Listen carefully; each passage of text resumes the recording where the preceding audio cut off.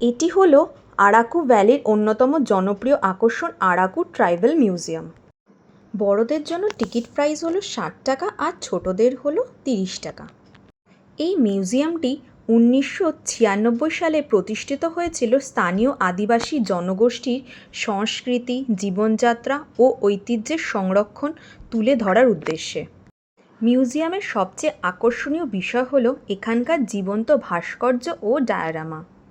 এখানে আদিবাসীদের দৈনন্দিন জীবন, বিয়ের অনুষ্ঠান, নাচ, শিকার এবং বিভিন্ন সামাজিক কর্মকাণ্ড খুব সুন্দরভাবে ফুটিয়ে তোলা হয়েছে।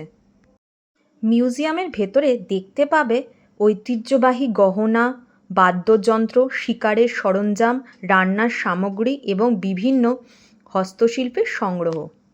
এগুলো এই অঞ্চলে আদিবাসী সম্প্রদায়ের সমৃদ্ধ সংস্কৃতির পরিচয় বহন করে।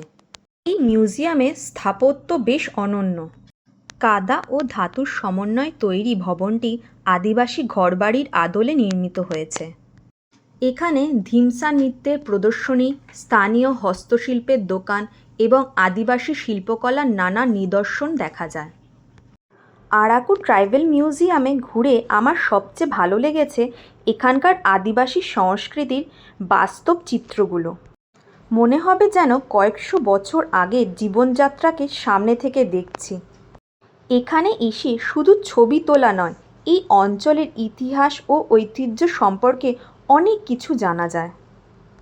এগুলো বিভিন্ন ধরনের শস্য, মশলা। তোমরা যদি আরাকু ভ্যালিতে ভ্রমণে আসো তাহলে এই ট্রাইবাল মিউজিয়াম অবশ্যই ঘুরে দেখবে। এটি শুধু একটি মিউজিয়াম নয়, বরং এখানকার আদিবাসী সংস্কৃতিকে কাছ থেকে জানার একটি অসাধারণ সুযোগ। এখানে বোটিংও করা যায়।